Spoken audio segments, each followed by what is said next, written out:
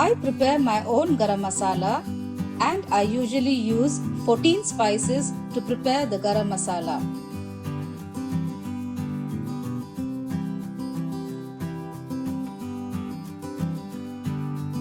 Pepper, dry ginger, star anise, mace, caraway seeds, coriander,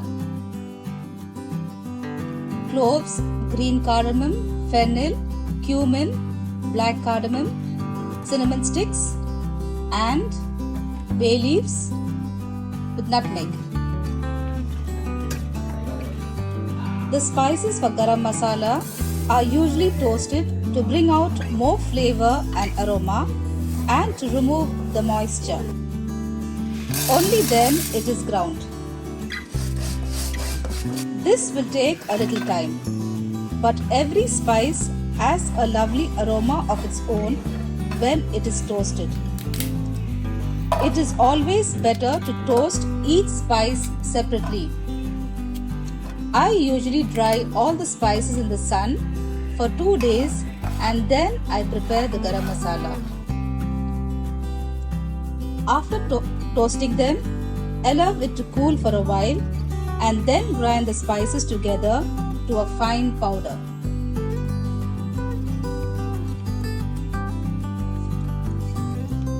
There you go with the grinding.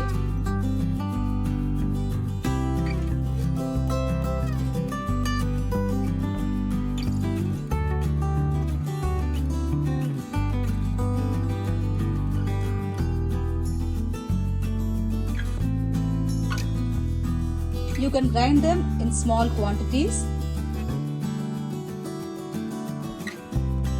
Wow, the aroma of all the spices ground together fills the air.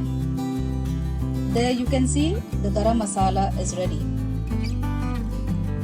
Give it a try, dear viewers, to prepare your own garam masala at home. Thank you for watching this video.